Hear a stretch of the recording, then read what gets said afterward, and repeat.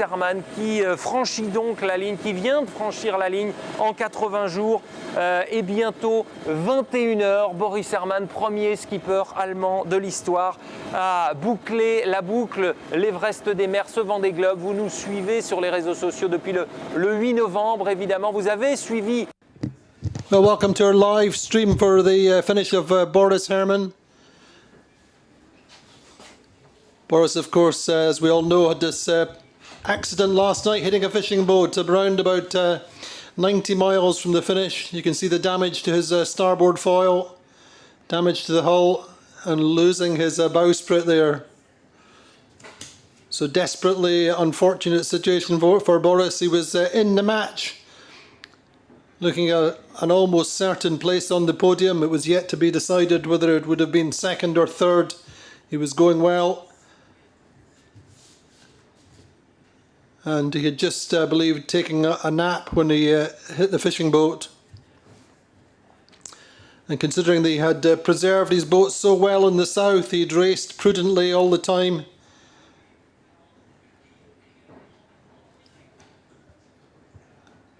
Especially in the south, he kept well within his limits in order to preserve the boat. And then for this to happen at the towards the finish. So Boris on the bow of his boat there.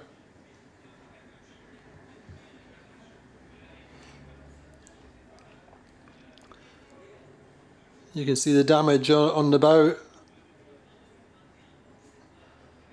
So what a stressful night for Boris. What a way to finish his first Vendée Globe. I think in this instance he's just going to be delighted to be in and be safe. And reflect on how close he came to not finishing the race at all.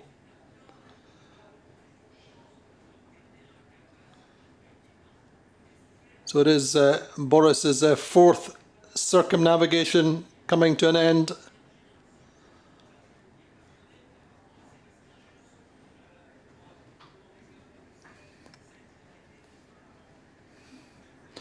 So often it's the last 100 miles that there's always a surprise in the Vendée Globe. Remember in 2004 or 5 race that Mike Golding lost his keel at 50 miles from the finish. Had to come in with no keel. You can see the damage there to Boris's starboard foil.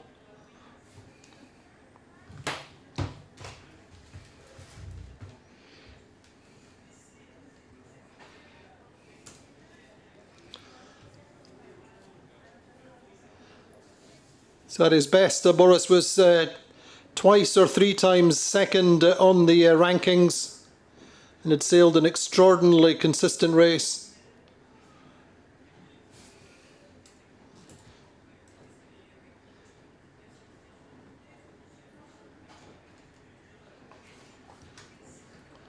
And he will come across the line in 5th.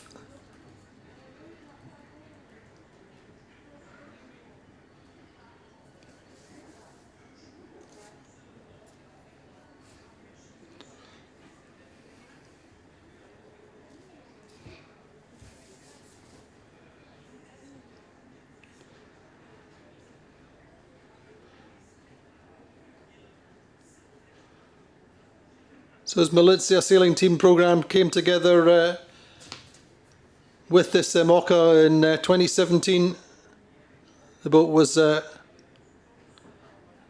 formerly the Gitana of Sebastian Joss, who didn't finish the last race. And Boris and his team have done an extraordinary job getting the boat competitive and reliable.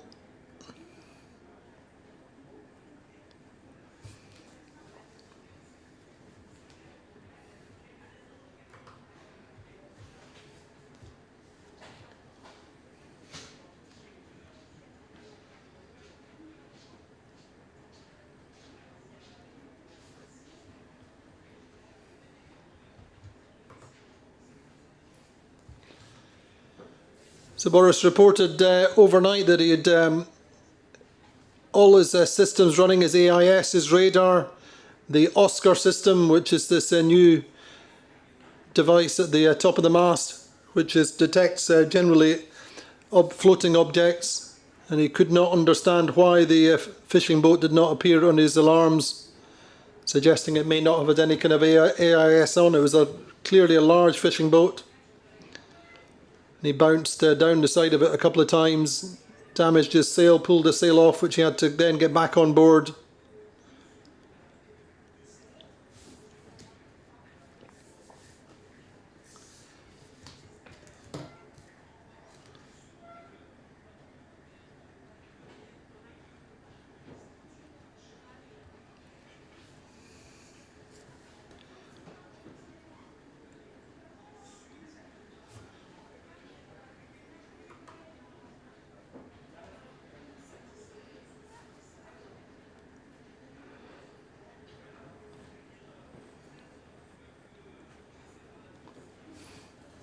So Boris overall did a great race until this happened. He was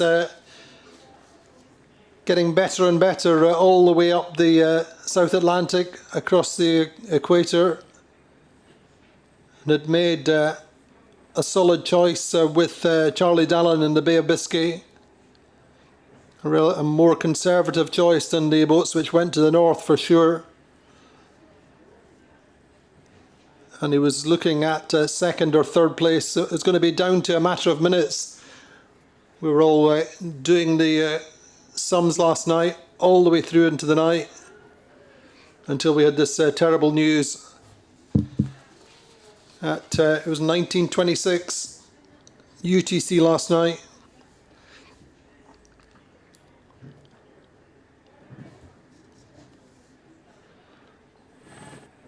But as I say, I think he'll just be pleased to get through the line and enjoy the moment, completing his Vendée Globe.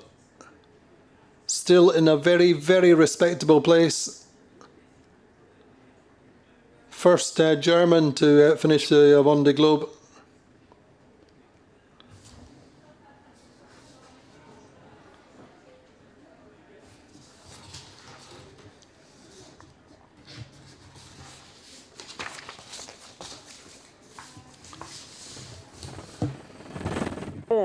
Tout à l'heure aux alentours de 13h.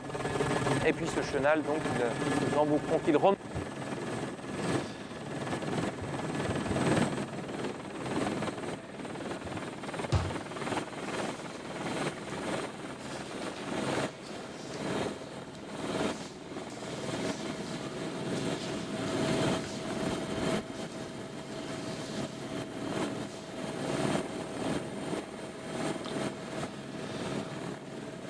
So as I say, this is the conclusion of Boris's fourth circumnavigation. He did one with EDAC,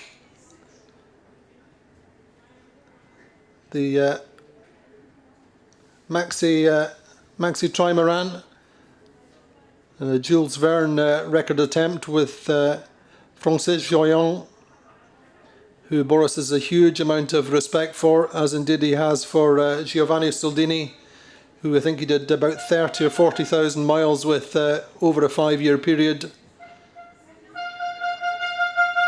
Boris won the Global Ocean Race in the Class 40 in 2009. Then did the Barcelona World Race in 2010 when he was 5th with Ryan Bremeyer.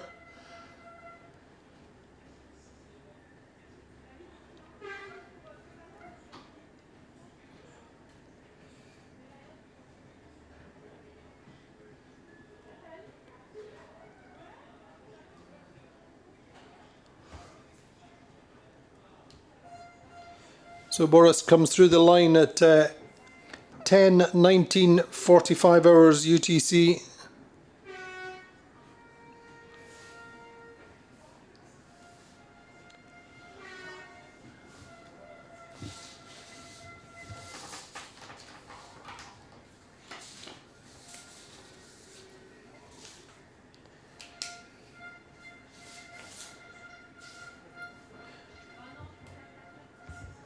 Ten 19:45 hours is time for the race is 80 days, 20 hours, 59 minutes. And of course he has the 6 hours of redress for his role in the rescue of Kevin Escoffier on that fateful night on the 30th of November. Boris rerouting to take part in the search and the rescue for Kevin Escoffier, whose PRB broke in two. So the international jury met and allocated the three remaining skippers their time compensation. Boris getting 6 hours, Yannick Bestaven getting 10 hours and 15 minutes, which took him ahead last night of Charlie Dallin.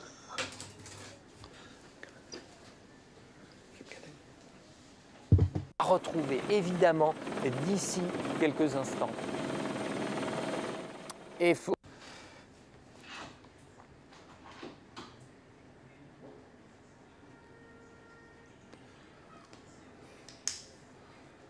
So there we go, just getting confirmation that on corrected time, that's to say with Boris's 6 hours of compensation, he goes to 4th place. Just running your numbers for you, he arrived or finished at 10:19:45 UTC. His race time is 80 days, 20 hours, 59 minutes and 46 seconds. So his time compensation is 6 hours, and that corrects out to 80 days, 14 hours, 59 minutes and 45 seconds.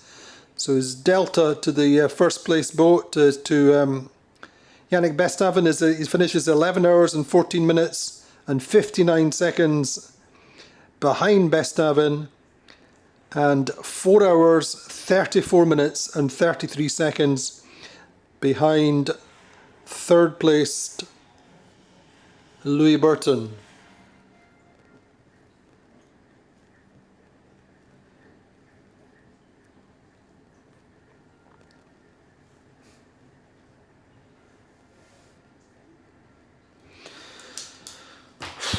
Fantastic. What a... That was great. Yeah.